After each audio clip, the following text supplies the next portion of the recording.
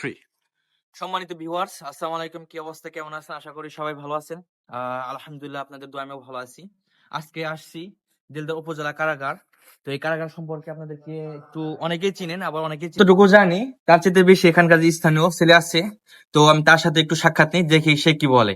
ভাইয়া, আসসালামু আলাইকুম। ওয়ালাইকুম আসসালাম। কি অবস্থা ভাই? ভালো আছেন? এই তো আলহামদুলিল্লাহ। আপনার নামটা যদি বলতেন। আমার নাম মাহিম। আচ্ছা, আপনার বাসাটা কি এই জায়গায়? বাসায় জায়গায় আচ্ছা, একটুকুর নাম কি? এরকম নাম হলো বারবাখিয়া মধ্যভাড়া পুরানো দিলখানা দিলদর পারুপাখিয়া। দিলদার বারবাখিয়া।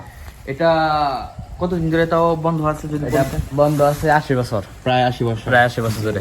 কোনো কারাগার নাই তো? না, কোনো কয়দিন আর নেই। ভিতরে কি করানো হয়? ভিতরে এখন মানে চারা ঠারা বোনা হয়। ভিতরে বাস তারা মানে চারা কৃষি ঠারা। আবাদ যেগুলো হ্যাঁ, করে। কৃষি আবাদ করা হয়।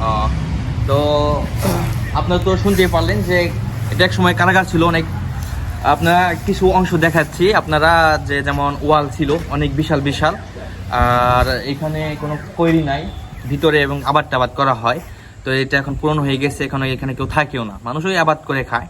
তো আপনারা তো বুঝতে পারলেন। তো আচ্ছা ভাই, ধন্যবাদ সাক্ষাৎ দেওয়ার জন্য।